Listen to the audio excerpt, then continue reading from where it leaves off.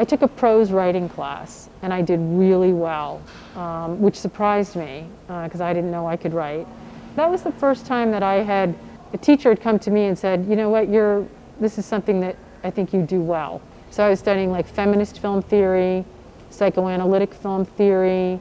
It was straight film theory, and so I had the opportunity to watch a lot of film and think and study it academically. It was all the new wave, you know, Truffaut and Bergman and Rossellini and Satyajit Ray and, you know, all that great film that was produced between right after World War II and 1970, basically. A big influence for me is Jean Cocteau, all the filmmakers working in the surreal style.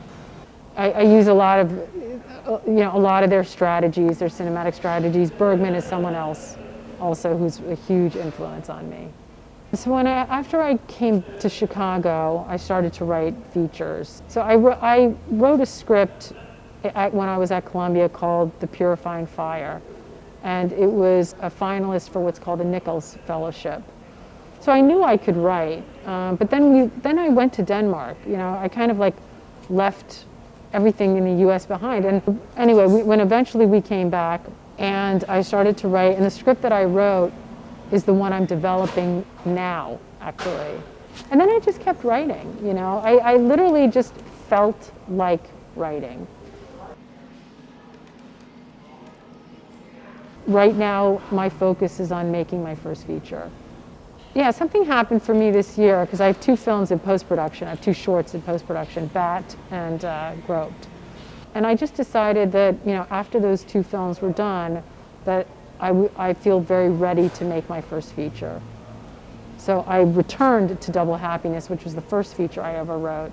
I reworked it earlier this year, and now I broke it down over the summertime, and now I'm budgeting it. I think I'll always want to teach. Like, I think I'll always want to have I always want to be teaching. It's a way of keeping my relationship to craft vital. I get to go to school and engage students about what I love most in the world. I get to take what I learned from them and use it for my own work. And then whatever I learn from doing myself, I bring back into the classroom. And my model is I have my day job, which is teaching, but it's directly related to my creative work.